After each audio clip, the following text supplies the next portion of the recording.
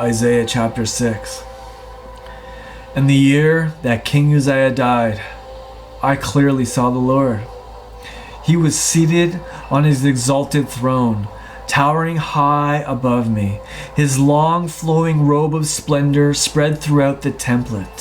Standing above him were the angels of flaming fire, each with 6 wings.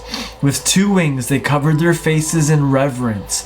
With 2 wings they covered their feet, and with 2 wings they flew. And one called out to another, saying, "Holy, holy, holy is the Lord God, commander of angel armies. The whole earth is filled with his glory." The thunderous voice of the fiery angels caused the foundations of the thresholds to tremble, as the cloud of glory filled the temple. Then I stammered and said, "Woe is me! I am destroyed, doomed as a sinful man, for my words are tainted, and I live among people who talk the same way. King Yahweh, commander of angel armies, my eyes have gazed upon him." Then out of the smoke, one of the angels of fire flew to me, and he had in his hands a burning coal he had taken from the altar with tongs. He touched my lips with it and said, "See, the burning coal from the altar has touched your lips. Your guilt is taken away. Your sin is blotted out." Then I heard the Lord saying, "Whom should I send to my people? Who will go to represent us?" I spoke up and said, "I'll be the one. Send me." Then he said, "Go and tell the people, you keep listening, but understand nothing. You keep watching, but learn nothing. Go and preach a message that will make their hearts dull, their ears plugged, their eyes blind. Otherwise, their eyes would begin to see, and their ears would begin to hear, their hearts would begin to understand, and they would return to me for healing and be healed." Then I asked, "Oh Lord, how long?" He answered, "Until their houses and cities are destroyed and uninhabited, their land a desolate wasteland, until the Lord has exiled them to all the distant country, and the entire land lies deserted. Yet even a tenth remains here. It will be burned again, and it will be like a fallen oak or terebinth tree when it is felled. The stump still lives to grow again. Now the stump is the holy seed." Isaiah chapter 7. During the reign of Ahaz, the son of Jotham, the grandson of Uzziah, 2 kings launched an attack against Jerusalem: Rezin, the king of Syria, and Pekah, the son of Remaliah, the king of Israel, but they failed to conquer it. When the royal court was told that Syria had formed an alliance with the northern kingdom of Israel, the heart of King Ahaz and all his people trembled with fear, like trees swaying in the wind. Then Yahweh spoke to Isaiah and said, "Go and meet with King Ahaz. You'll find him on the road to the washerman's field, at the end of the aqueduct, where it empties into the upper pool. Take with you your son, who you named a remnant will return. Give him this message: stay calm, be quiet, and guard your heart. Don't panic or be discouraged over these 2 smoldering stubs of firewood, because of the rage of Rezin and Aram, the son of Remaliah. Syria has plotted with the northern kingdom of Israel, and the son of Remaliah has come against you. They are saying, 'We will attack Judah and cut off Jerusalem. We will terrorize and conquer it for ourselves, and install the son of Tabeel as king.' Now hear what the Lord Yahweh says. They will not succeed. It will never happen. For the head of Syria is Damascus, and the head of Damascus is Rezin. 65 years from now, the northern kingdom of Israel will be shattered, and nothing left of it. The head of the northern kingdom of Israel is Samaria, and the head of Samaria is the son of Remaliah. If you do not stand firm in your faith, you will not be able to stand at all. Again, Lord Yahweh spoke to Ahaz, "Go ahead, ask a sign from Yahweh your God. Ask for something big, so miraculous that you will know only God did it." Ahaz answered, "I will not ask. I will not attempt to test the Lord Yahweh." So Isaiah said, "Pay attention, family of David. It's bad enough you try the patience of a prophet, but even worse when you try the patience of my God as well. The Lord himself will give you a sign.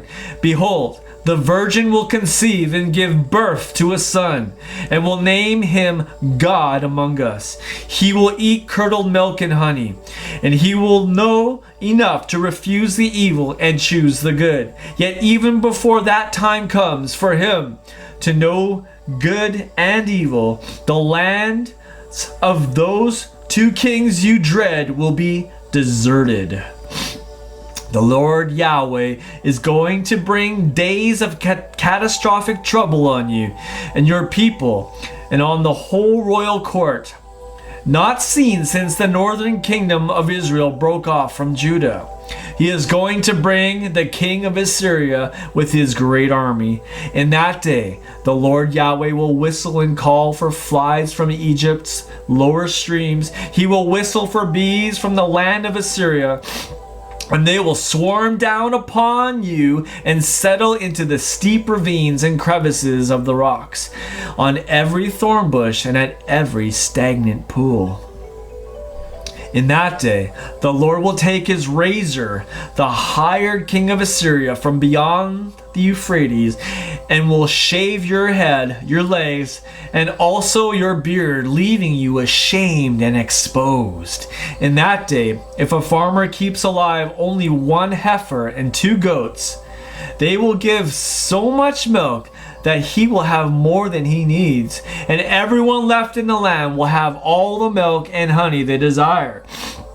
In that day, the fine vineyards, each with 1,000 vines and worth 1,000 pieces of silver, will be a wilderness overgrown with weeds, briars, and thorn bushes. People will hunt there with bow and arrow, but will find nothing except thorn bushes and briars. The once cultivated hillside where vineyards used to grow will be completely overthrown with thorns, so that people will be afraid to go there. It will become a place where cattle graze and sheep trample. Isaiah chapter 8. The Lord Yahweh said to me, "Take a large tablet and engrave upon it these words using the stylus of a man. Quickly, to the plunder, hurry to the loot." Then summon 2 reliable men, Uriah the priest and Zechariah the son of Jeberechiah, to act as witnesses. Then I slept with my wife, the prophetess, and she became pregnant and gave birth to a son. Then the Lord Yahweh told me, "You will name him quickly to the plunder, hurry to the loot. For before the boy knows how to say, 'My father' or 'my mother,' the wealth of Damascus and Samaria will be plundered and carried away by the king of Assyria." The Lord Yahweh spoke to me again. "Because these people have rejected the gentle flowing stream of my loving presence and melt in fear before Rezin and the son of Remaliah, now therefore the Lord is about to bring against them the mighty massive flood of the Euphrates. The king of Assyria and all his glory will overflow on you like a river flooding its channels and running over its banks. It will flood into Judah, swirling over it, overflowing and reaching up to your neck, O Immanuel, and spread out its wings over your entire land. You will be broken, O nations, and will be shattered. Listen, all you distant nations, prepare for war. though it will backfire on you. Prepare for war, yet you will be shattered. Go ahead and hatch a plot, but it will be foiled.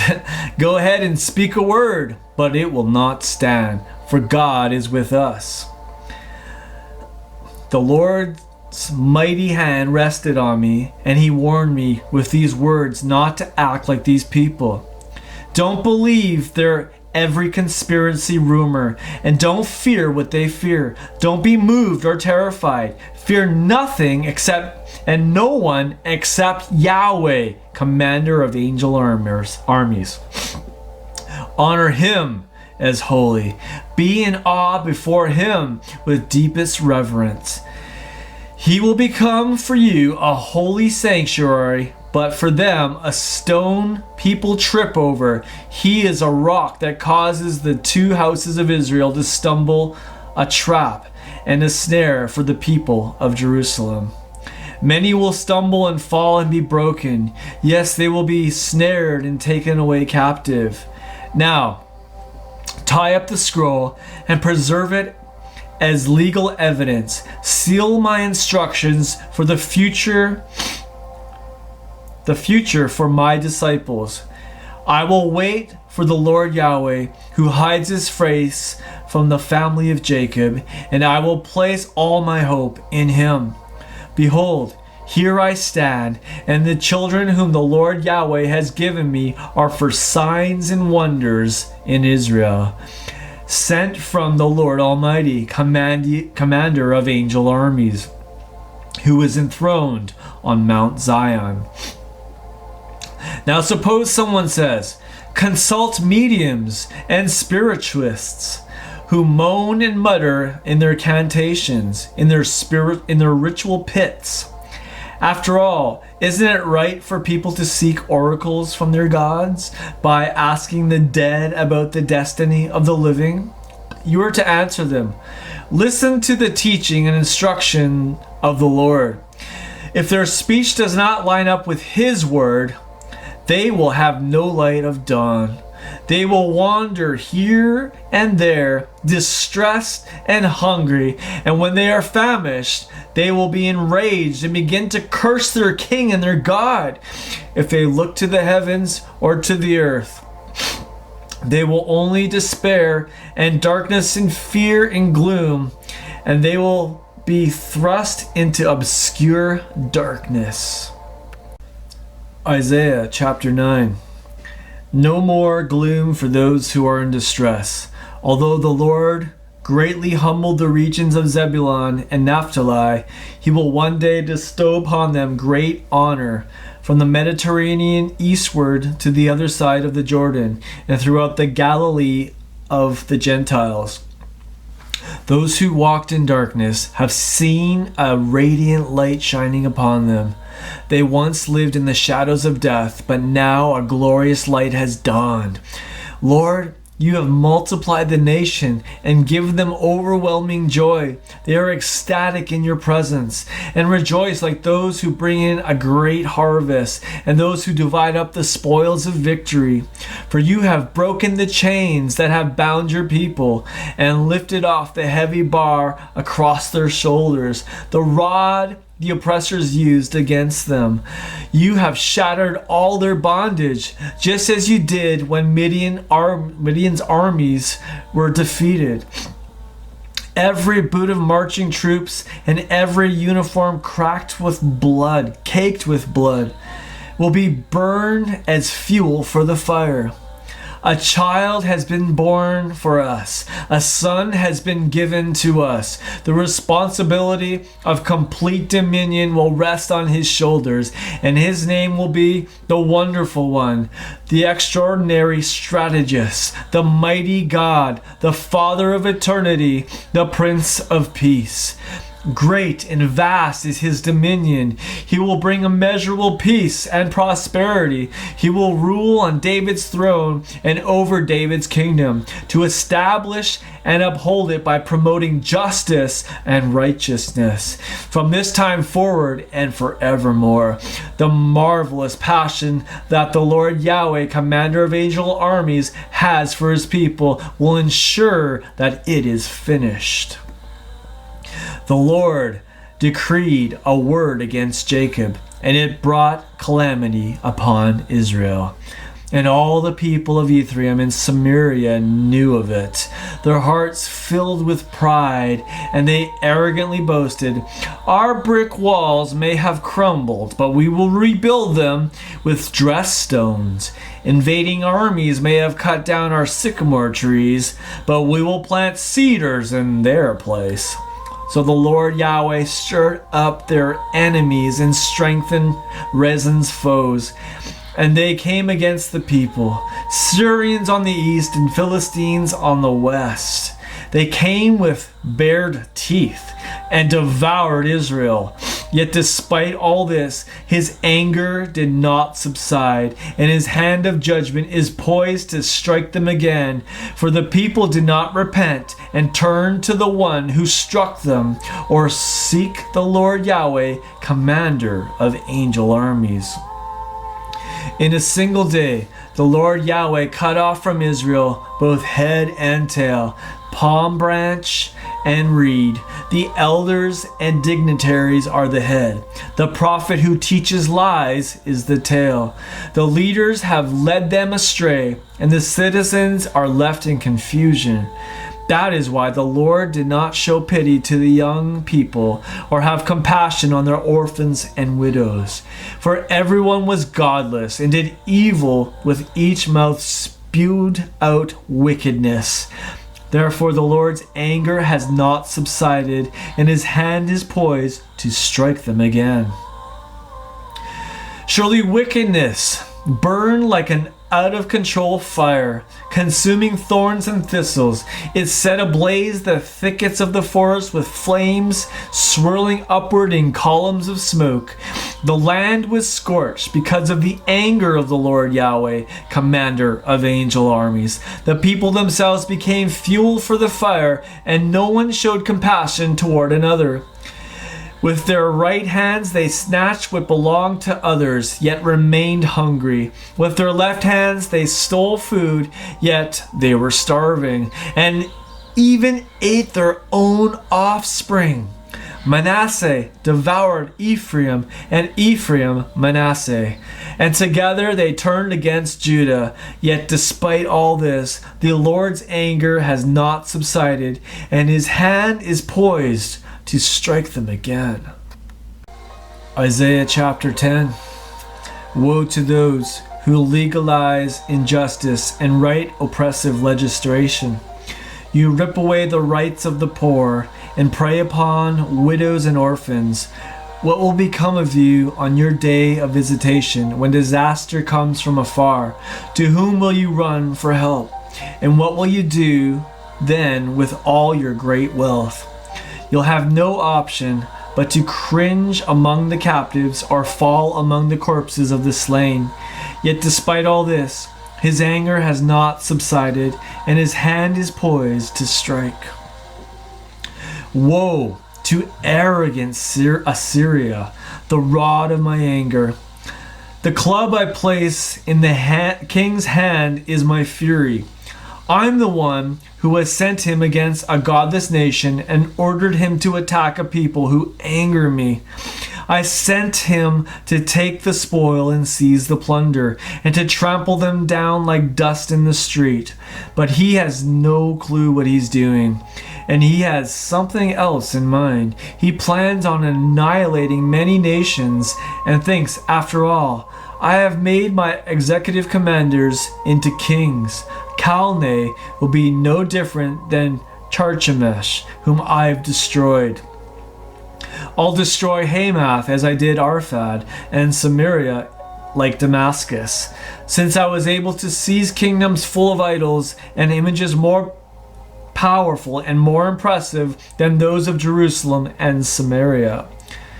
Won't I do the same thing to Jerusalem and Samaria and their idols? But when the Lord has carried out his purpose on Mount Zion and Jerusalem, he will punish the king of Assyria because of his overbearing arrogance and unrestrained pride. He boasted, "Look, what I have done by the strength of my hand and by my wisdom. See how clever I am? I have erased the borders of the nations and have plundered their treasures. I have been like a mighty conqueror, subduing those in strong fortresses. I seized their wealth as one who found an unprotected nest, as one who gathers eggs and that have been left behind. So I gathered the wealth of the world, and the young birds could neither move a wing nor even open their mouths to peep. Is the axe greater than the one who wields it? Is the saw greater than the one who cuts with it? Can the axe strike without a hand to move it? Can a lifeless wooden cane walk all by itself? Therefore, the sovereign Lord Yahweh, commander of angel armies, will send a devastating plague among Assyria's proud warriors.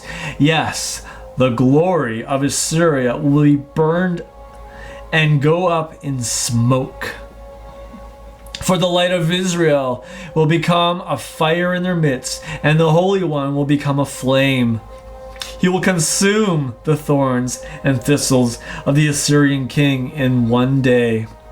The splendor of his forest and orchard will be completely destroyed, like a dying man fading away. The forest will have so few trees left that even a little boy can count them. In that day, neither the remnant of Israel nor the survivors of the house of Jacob will lean any more upon the one who abused them, but they will lean fully on the faithfulness of the Lord Yahweh, the Holy One of Israel. A remnant will return, the remnant of Jacob's tribes, to the mighty God. Though your people, Israel, were as many as the sand on the seashore, only a remnant will return. Destruction has been decreed, and it will be overflowing with righteousness. For the Lord Yahweh, commander of angel armies, will complete the destruction he has decreed upon the whole land. So hear what the Lord Yahweh, commander of angel armies, has to say. My Zion people, do not be gripped with fear over the Assyrians who oppress and abuse you, as the Egyptians did so long ago. After only a brief moment, I will end my indignation against you, and it will fall upon them to their destruction.